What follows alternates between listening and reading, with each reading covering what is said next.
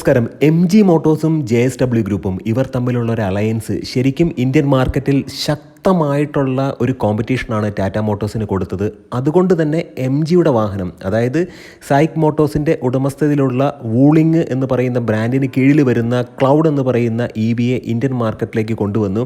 Indian സാഹചര്യത്തിനനുസരിച്ച് സസ്പെൻഷനിൽ കാര്യമായിട്ടുള്ള റീവർക്കുകളൊക്കെ ചെയ്തിട്ട് launch ചെയ്ത ഉടനെ തന്നെ വളരെയധികം ജനപ്രീതിയാണ് ഈ ഒരു വാഹനത്തിൽ ലഭിച്ചത്. അതുകൊണ്ട് തന്നെയാണ് ടാറ്റ മോട്ടോഴ്സ് അവരുടെ പഞ്ച് ബേസ് പ്രൈസ് 9,99,000 എന്ന് പറയുന്ന അട്രാക്റ്റീവ് ആയിട്ടുള്ള ഒരു പ്രൈസിലേക്ക് കൊണ്ടുവന്നത്. ഇന്നത്തെ വ്ളോഗിലൂടെ നമ്മൾ ഡിസ്കസ് ചെയ്യാൻ പോകുന്നത് ഒരു ഗെയിം ചേഞ്ചർ എന്നുള്ള രീതിക്ക് നമുക്കിതിനെ കാണാം. MG അവരുടെ അടുത്ത വാഹനം ലോഞ്ച് ചെയ്തു. നമുക്കറിയാവുന്ന കാര്യമാണ്, നമ്മളതിനെക്കുറിച്ചൊരു വീഡിയോ ചെയ്തതാണ്. MGയുടെ വിൻസർ പ്രോയാണ്. പ്രോ എന്ന് പറഞ്ഞു കഴിഞ്ഞാൽ ലാർജർ സൈസിലുള്ളൊരു ബാറ്ററി, കൂടുതൽ റേഞ്ച്. ഈ ഒരു കോണ്ടൻറ്റ് ഉപകാരപ്രദമാകും എന്ന് വിശ്വസിക്കുന്നു. എന്തുകൊണ്ട് MG വിൻസർ പ്രോ നിങ്ങൾക്ക് പരിഗണിക്കാം. എൻജിൻ ബേയുടെ മറ്റൊരു ബ്ലോഗിലേക്ക് ഏവർക്കും ഹാർദമായ സ്വാഗതം. നമ്മുടെ വ്ളോഗും നമ്മുടെ ചെറിയ ചെറിയ കോണ്ടൻറ്റുകളൊക്കെ നിങ്ങൾക്ക് ഉപകാരപ്രദമാകുന്നുണ്ടെങ്കിൽ തീർച്ചയായിട്ടും നമ്മുടെ ചാനലിനെ ഒന്ന് വിലയിരുത്തിയതിന് ശേഷം ഒന്ന് സപ്പോർട്ട് ചെയ്യുക, സബ്സ്ക്രൈബ് ചെയ്യുക, ലൈക്ക് ചെയ്യുക, ഷെയർ ചെയ്യുക, കമൻറ്റ് ചെയ്യുക. ആദ്യമേ തന്നെ B6 നമുക്ക് നോക്കാം. 59 kWh ബാറ്ററിയാണ് ആ ഒരു വാഹനത്തിന് വരുന്നത്. അതൊരു വേറെ റേഞ്ചിൽ നിൽക്കുന്നൊരു വാഹനമാണ്. ഒരുപാട് ഫീച്ചർ കാര്യങ്ങളുണ്ട്. പ്രീമിയം വാഹനമാണ്. ഇനി ക്രെറ്റയിലേക്ക് നോക്കാം. ക്രെറ്റ എന്ന് പറയുന്നത് അത്യാവശ്യം ഫീച്ചർ ലോഡഡ് ആയിട്ടുള്ളൊരു വാഹനം എന്ന് നമുക്ക് പറയാം. അതിൻ്റെ ബാറ്ററി പാക്ക് എന്ന് പറയുന്നത് 51.4 kWh ബാറ്ററിയാണ്. NFC ബാറ്ററിയാണ് അവിടെ വരുന്നത്. ഇനി കർവിലേക്ക് നോക്കുമ്പോഴത്തേക്കും 55 kWh ബാറ്ററി പാക്കാണ് അവിടെ വരുന്നത്. പക്ഷേ ഇതിൻ്റെ എല്ലാം പ്രൈസ് നമ്മൾ കമ്പയർ ചെയ്യുമ്പോഴത്തേക്കും, അതായത് ക്രെറ്റയുടെ ബേസ് മോഡലിനാണ് അപ്രോക്സിമേറ്റ്ലി ഒരു 17,99,000 ഒക്കെ അടുപ്പിച്ച് വരുന്നത്. പക്ഷേ അതിൻ്റെ ബാറ്ററി പാക്ക് എന്ന് പറയുന്നത് വെറും 42 kWh ബാറ്ററി പാക്കാണ്. ഇവിടെയാണ് MG ശരിക്കും മാർക്കറ്റ് പഠിച്ച് കസ്റ്റമറുടെ ഫീഡ്ബാക്ക് എടുത്തിട്ട് ഒരു വാഹനത്തെ ഇൻട്രൊഡ്യൂസ് ചെയ്തത്. നമ്മൾ ഈ ഒരു വാഹനത്തിലേക്ക് നോക്കാം. ഇതിൻ്റെ സൈസ് അല്ലെങ്കിൽ ഡയമെൻഷൻസ് എന്ന് പറയുന്നത് ഒരു ചേഞ്ചുമില്ല. ഇത് 38 kWh ബാറ്ററി പാക്കുമായിട്ട് വരുന്ന MG വിൻസർ എന്ന് പറയുന്ന വാഹനത്തിൻ്റെ അതേ സൈസ് തന്നെ. അതായത് ലെങ്ത് എന്ന് പറയുന്നത് 4295 mm, വിഡ്ത്ത് എന്ന് പറയുന്നത് 2126 mm, ഹൈറ്റ് എന്ന് പറയുന്നത് 1672 mm. ഇനി വീൽ ബേസ് ആണ്. വീൽ ബേസ് 2700 mm ആണ്. അത് ഈ വാഹനത്തിൽ കയറുമ്പോൾ തന്നെ നമുക്ക് ഫീൽ ചെയ്യും. ഒരുപാട് സ്പേസ് ഈ ഒരു വാഹനത്തിലുണ്ട്. ഇനി നമുക്ക് കാര്യത്തിലേക്ക് വരാം. 186 mm ഗ്രൗണ്ട് ക്ലിയറൻസ് ഉള്ള ഈ ഒരു വാഹനത്തിൻ്റെ ബൂട്ട് സ്പേസ് എന്ന് പറയുന്നത് 604 ലിറ്റർ ആണ്. ഇനി നമ്മൾ ഈ ഒരു വാഹനത്തിലേക്ക് വരാം. MG Windsor pro. MG Windsor pro എന്ന് പറഞ്ഞിട്ടുണ്ടെങ്കിൽ 38 kWh ബാറ്ററി പാക്ക് വെച്ചിട്ടുള്ള മോഡലിന് 332 കിലോമീറ്ററാണ് അവർ ക്ലെയിം ചെയ്തത്. ക്ലെയിം ചെയ്യുന്ന റേഞ്ചിനോട് ഏകദേശം അടുപ്പിച്ച് റേഞ്ച് ലഭിക്കും എന്നുള്ളതാണ് ഈ ഒരു വാഹനത്തിൻ്റെ ഏറ്റവും പ്രധാനപ്പെട്ട ഒരു സവിശേഷത എന്ന്. എന്നാൽ ഇത്രയും വലിയൊരു വാഹനത്തിന് ശരിക്കും പറഞ്ഞിട്ടുണ്ടെങ്കിൽ ഒരു മെട്രോപൊളിറ്റൻ സിറ്റിയിൽ നിന്നും മറ്റൊരു മെട്രോപൊളിറ്റൻ സിറ്റിയിലേക്ക് എത്തത്തക്ക രീതിയിൽ, അതല്ലെന്നുണ്ടെങ്കിൽ ഒരു വലിയ ടൗണിൽ നിന്നും മറ്റൊരു വലിയ ടൗണിലേക്ക് എത്താനുള്ള കേപ്പബിലിറ്റി ഇല്ല. റേഞ്ചിൻ്റെ കാര്യത്തിലാണ് ഞാൻ പറഞ്ഞത്. അപ്പോൾ അതുകൊണ്ട് തന്നെ ഇതിനൊരു വലിയ ബാറ്ററി പാക്ക് വേണം എന്ന് കമ്പനി പഠിച്ചു. അതാണ് മാർക്കറ്റ് സ്റ്റഡി എന്ന് പറയുന്നത്. കൃത്യമായ ഇടവേളകളിൽ അപ്ഡേഷൻ എന്ന് പറയുന്നത്. 52.9 kWh ബാറ്ററി പാക്കുമായി ഈ ഒരു വാഹനം വരികയാണ്. പ്രിസ്മാറ്റിക് സെൽസ് ആണ് ഈ ഒരു വാഹനത്തിൽ ഉപയോഗിച്ചിട്ടുള്ളത്. നമ്മൾ മനസ്സിലാക്കേണ്ട ഒരു കാര്യം എന്ന് പറയുന്നത് 449 കിലോമീറ്റർ ഇവർ റേഞ്ച് ക്ലെയിം ചെയ്യുന്നുണ്ടെങ്കിൽ തീർച്ചയായിട്ടും നമുക്ക് 430 എന്തായാലും ലഭിക്കും. അതാണ് ഈ ഒരു വാഹനത്തിൻ്റെ അല്ലെങ്കിൽ MGയുടെ പ്രധാനപ്പെട്ട ഒരു സവിശേഷത എന്ന് പറയുന്നത്. റേഞ്ച് ആങ്സൈറ്റി എന്ന് പറയുന്നത് നമുക്ക് കാര്യമായിട്ട് ഉണ്ടാവില്ല. ആദ്യ കാലഘട്ടങ്ങളിലൊക്കെ ഇലക്ട്രിക് വാഹനം ഓടിക്കുമ്പോൾ ഒരു റേഞ്ച് ആങ്സൈറ്റി ഉണ്ടായിരിക്കും. പിന്നെ അതങ്ങോട്ട് മാറും. ഗ്ലോബൽ സ്മാർട്ട് ഇലക്ട്രിക് പ്ലാറ്റ്ഫോമിൽ തന്നെയാണ് ഈ ഒരു വാഹനം വരുന്നത്. ഈ ഒരു വാഹനത്തിലെ പ്രധാനപ്പെട്ട പ്രത്യേകത എന്ന് പറയുന്നത് ADAS ഈ ഒരു വാഹനത്തിലേക്ക് വന്നു എന്നുള്ളതാണ്. ADASൻ്റെ പ്രൊവിഷൻ എന്ന് പറയുന്നത് നമുക്കത് വ്യക്തമായിട്ട് മനസ്സിലാകും. കാരണം അത്തരത്തിലൊരു ബാഡ്ജിങ് പിൻഭാഗത്ത് കൊടുത്തിട്ടുണ്ട്. ലെയിൻ കീപ്പ് അസിസ്റ്റ്, അതുമാത്രമല്ല ട്രാഫിക് അലാം, അങ്ങനെയുള്ള കാര്യങ്ങളെല്ലാം ഈ ഒരു വാഹനത്തിലേക്ക് വന്നിട്ടുണ്ട്. ADAS ലെവൽ 2 ആണ് വന്നിട്ടുള്ളത്.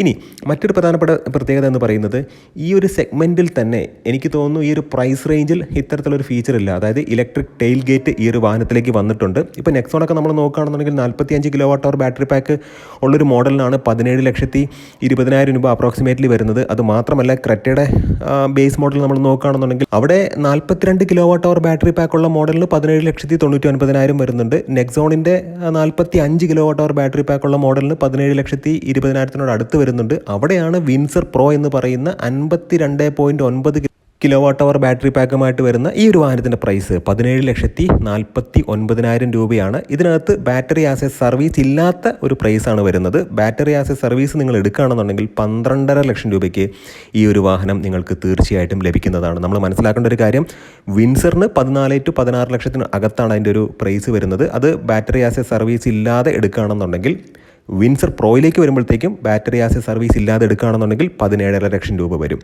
ഇനി കാര്യത്തിലേക്ക് വരാം. ഇലക്ട്രിക് ടെയിൽ ഗേറ്റ് ഈ ഒരു സെഗ്മെൻറ്റിൽ ഈ ഒരു പ്രൈസ് പോയിൻറ്റിൽ ആദ്യമായിട്ടാണ്, അല്ലെങ്കിൽ ഈ ഒരു വിലയിൽ ആദ്യമായിട്ടാണ് നമുക്ക് ലഭിക്കുന്നത്. അത് പ്രധാനപ്പെട്ട കാര്യമാണ്. പിന്നെ വെഹിക്കിൾ ടു ലോഡ്, അത് നമുക്കറിയാവുന്ന കാര്യമാണ്. ഒരു വാഹനത്തിൽ നിന്നും മറ്റൊരു ഇലക്ട്രിക് വാഹനത്തിലേക്ക് നമുക്ക് ചാർജ് സപ്ലൈ ചെയ്യാൻ കഴിയും. ഏതെങ്കിലും ഒരു വാഹനം ചാർജ് തീർന്ന് കിടക്കുകയാണെന്നുണ്ടെങ്കിൽ നമ്മൾ വഴിയിലൂടെ പോകുകയാണെന്നുണ്ടെങ്കിൽ നമുക്ക് അവരെ ഹെൽപ്പ് ചെയ്തിട്ട് അവർക്ക് നമുക്ക് ചാർജ് കൊടുക്കാൻ കഴിയും എന്നുള്ളതാണ്. പിന്നെ വെഹിക്കിൾ ടു ലോഡ് എന്ന് പറയുന്ന മറ്റൊരു ടെക്നോളജി ഉണ്ട്. വെഹിക്കിളിൽ നിന്നും ഏതെങ്കിലും ഒരു എക്യുപ്മെൻറ്റിലേക്ക്, ഒരു ഡിവൈസിലേക്കൊക്കെ നമുക്ക് ചാർജ് സപ്ലൈ ചെയ്യാൻ കഴിയും. ഫസ്റ്റ് ഓണർക്ക് അൺലിമിറ്റഡ് ബാറ്ററി പാക്കിൻ്റെ വാറണ്ടി കൊടുക്കുന്നുണ്ട്. അത് പ്രധാനപ്പെട്ട കാര്യമാണ്. അത് മാത്രമല്ല 3 വർഷം കഴിഞ്ഞിട്ട് ഈ ഒരു വാഹനം നിങ്ങൾ MGക്ക് തന്നെ വിൽക്കുകയാണെന്നുണ്ടെങ്കിൽ 60% വില നിങ്ങളുടെ വാഹനത്തിന് തീർച്ചയായിട്ടും ലഭിക്കും. അതവർ അഷ്വർ ചെയ്യുന്ന ഒരു കാര്യമാണ്. പിന്നെ മോട്ടറിലേക്ക് വരികയാണെന്നുണ്ടെങ്കിൽ 136 PS പവറും 200 Nm ടോർക്കുമുള്ള പെർമനൻറ്റ് മാഗ്നറ്റിക് സിങ്ക്രണൈസ് മോട്ടറാണ് ഇവിടെ കൊടുത്തിട്ടുള്ളത്. പവറിൽ കാര്യമായിട്ടുള്ളൊരു വ്യത്യാസമില്ല. MG കോൺസെൻട്രേറ്റ് ചെയ്തിട്ടുള്ളത് റേഞ്ച് കൂട്ടുക എന്നുള്ളതാണ്. ഇനി മറ്റൊരു കാര്യമെന്ന് പറയുന്നത് ഇൻറ്റീരിയറിൻ്റെ കളർ തീം കംപ്ലീറ്റ് ആയിട്ട് മാറിയിട്ടുണ്ട്. ഒരു ഐവറി ഷെയ്ഡ് കൊടുത്തിട്ടുണ്ട്, ഒരു ബ്ലാക്കും ആ ഒരു ഫിനിഷാണ് ഡാഷ്ബോർഡിൻ്റെ ലേ ഔട്ടിൽ വന്നിട്ടുള്ളത്. പക്ഷേ കംപ്ലീറ്റ് ആയിട്ട് ബ്ലാക്ക് ആയിരുന്ന സീറ്റുകളൊക്കെ മാറിയിട്ട് അതിനൊരു ബേജ് കോമ്പിനേഷൻ കൊടുത്തിട്ടുണ്ട്. അത് കുറച്ചും കൂടെ ഒരു എയറി ഫീൽ തോന്നാൻ വേണ്ടിയിട്ടാണ് അത്തരത്തിലുള്ള കാര്യങ്ങളൊക്കെ കൊടുത്തിട്ടുള്ളത്. നമ്മൾ പ്രധാനമായിട്ട് മനസ്സിലാക്കേണ്ടത് ഫസ്റ്റ് ഓണർക്ക് മാത്രമാണ് അൺലിമിറ്റഡ് ബാറ്ററി പാക്കിൻ്റെ വാറണ്ടി ലഭിക്കുകയുള്ളൂ. ഇനി നിങ്ങൾ മറ്റൊരാൾക്ക് വിൽക്കുകയാണെന്നുണ്ടെങ്കിൽ 1,60,000 കിലോമീറ്റർ അല്ലെങ്കിൽ 8 വർഷം, ഇതിലേതാണോ ആദ്യം വരുന്നത് അത്തരത്തിൽ നിങ്ങളുടെ വാറണ്ടി കട്ടാകും. പിന്നെ 3+3+3 എന്ന് പറയുന്ന ആ ഒരു കാര്യം ഇവിടെ വന്നിട്ടുണ്ട്. അൺലിമിറ്റഡ് വാറണ്ടി 3 വർഷത്തേക്ക്. അത് വാഹനത്തിൻ്റെ കാര്യത്തിലാണ് ഞാൻ പറഞ്ഞത്. ബാറ്ററിയുടെ കേസിലാണ് അൺലിമിറ്റഡ് ബാറ്ററി പാക്ക് വാറണ്ടി. ഇത് 3 വർഷത്തേക്ക് അൺലിമിറ്റഡ് വാറണ്ടി എന്ന് പറയുന്നത് വാഹനത്തിനും മോട്ടറിനുമാണ്. ഇനി 3 വർഷത്തെ റോഡ് സൈഡ് അസിസ്റ്റൻസും ഇവർ ഫ്രീ ആയിട്ട് നൽകുന്നുണ്ട്. അത് മാത്രമല്ല 3 വർഷത്തെ നിങ്ങൾ സർവീസൊക്കെ ചെയ്യുമ്പോൾ അതിലെ ലേബറും നിങ്ങൾക്ക് ഫ്രീ ആണ്. ഇനി ഈ ഒരു വാഹനത്തിൻ്റെ സസ്പെൻഷൻ ആണെന്നുണ്ടെങ്കിലും ഫ്രണ്ടിൽ മക്സ്പെൻഷൻ സ്റ്റഡാണ്, ബാക്കിൽ ലെറ്റ്യൂസ് ബീം ആണ് കൊടുത്തിട്ടുള്ളത്. 6 എയർ ബാഗ് ഒക്കെ ഉണ്ട്. ഇതൊക്കെ നമുക്ക് അറിയാവുന്ന കാര്യമാണ്. 186 mm ഗ്രൗണ്ട് ക്ലിയറൻസ് ഈ ഒരു വാഹനത്തിനുണ്ട്. ഇത്തരത്തിലുള്ള കാര്യങ്ങളെല്ലാം നമ്മൾ നോക്കുകയാണെങ്കിൽ ഒരു കംപ്ലീറ്റ് പാക്കേജ് തന്നെയാണ്. നല്ല സ്പേഷ്യസ് ആയിട്ടുള്ള ഒരു വാഹനമാണ്. ബാക്ക് സീറ്റൊക്കെ നിങ്ങൾക്ക് 135 ഡിഗ്രിയോളം റിക്ലൈൻ ചെയ്തിട്ട് നിങ്ങൾക്ക് വിശ്രമിക്കാൻ കഴിയുന്നതാണ്. അതുമാത്രമല്ല ഈ ഒരു വാഹനം ഓടിച്ച സമയത്ത് എനിക്ക് പേഴ്സണലി തോന്നിയത് കുറച്ചധികം ടയർ നോയ്സ് ഉണ്ടായിരുന്നു. അത് മാത്രമല്ല ഡാഷ് ക്യാമിൻ്റെ ഇഷ്യൂസൊക്കെ തോന്നിയിട്ടുണ്ടായിരുന്നു. ഡാഷ് ക്യാം ചില സമയങ്ങളിൽ അത് വർക്കാവുന്നില്ല. ഇൻഫോർടൈൻമെൻറ്റ് സിസ്റ്റത്തിൻ്റെ പ്രശ്നങ്ങളൊക്കെ ചില സമയങ്ങളിൽ, അതൊരു സോഫ്റ്റ്വെയർ ബേസ്ഡ് ആയിട്ടുള്ള കാര്യമാണ്. അതങ്ങ് അപ്ഡേറ്റ് ചെയ്യുമ്പോഴത്തേക്ക് അങ്ങ് മാറിക്കോളും എന്നുള്ളത് നമുക്ക് മനസ്സിലാക്കാവുന്ന ഒരു കാര്യമാണ്. പിന്നെ എടുത്തു പറയേണ്ട മറ്റൊരു കാര്യമെന്ന് പറയുന്നത് ഈ ഒരു വാഹനം ടാർഗറ്റ് ചെയ്യുന്നത് എക്സ്പെഷ്യലി നെക്സോൺ EV എന്ന് പറയുന്ന വാഹനത്തെ ആയിരിക്കും. അത് മാത്രമല്ല കർവിനും നല്ല രീതിക്കൊരു കോമ്പറ്റീഷൻ ഈ ഒരു വാഹനം കൊടുക്കും. ഒരു പരിധിവരെ ക്രെറ്റയുടെ ബേസ് വേരിയൻ്റ്, അതായത് 42 kWh ബാറ്ററി പാക്കുള്ള വേരിയൻറ്റിനൊക്കെ ഈ ഒരു വാഹനം ഒരു ഭീഷണി തന്നെയാണ്. BE6നെ ഒരിക്കലും ഈ ഒരു വാഹനം ടാർഗറ്റ് ചെയ്യില്ല. കാരണം അതൊരു വേറെ കാറ്റഗറിയിൽ നിൽക്കുന്നൊരു വാഹനമാണ്. തീർച്ചയായിട്ടും നല്ലൊരു കോമ്പറ്റീഷനാണ്.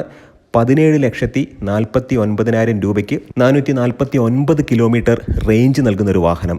എങ്ങനെ ഓടിച്ചാലും നിങ്ങൾക്കൊരു 420 തീർച്ചയായിട്ടും ലഭിക്കും. 420 മുകളിൽ ലഭിച്ചാലും അത്ഭുതമില്ല. അത്തരത്തിലുള്ളൊരു വാഹനം ഈ ഒരു പ്രൈസ് റേഞ്ചിലേക്ക് വരുമ്പോഴത്തേക്കും തീർച്ചയായിട്ടും മാർക്കറ്റ് നല്ല രീതിക്ക് കസ്റ്റമറിന് അനുകൂലമായി മാറിയിട്ടുണ്ട്. പല വാഹന നിർമ്മാതാക്കളും ഇലക്ട്രിക്കിൽ കോമ്പീറ്റ് ചെയ്യുന്ന പല വാഹന നിർമ്മാതാക്കളും ഇനി അവരുടെ പ്രൈസ് കട്ടിന് വേണ്ടിയിട്ട് ഫോഴ്സ് ചെയ്യും. തീർച്ചയാണ് ഈ ഒരു കോണ്ടന്റ് ഉപകാരപ്രദമായിട്ടുണ്ടെങ്കിൽ തീർച്ചയായിട്ടും നമ്മുടെ ചാനലിനെ സപ്പോർട്ട് ചെയ്യുക, സബ്സ്ക്രൈബ് ചെയ്യുക, മാക്സിമം ലൈക്ക് ചെയ്യുക, ഷെയർ ചെയ്യുക, കമൻറ്റ് ചെയ്യുക.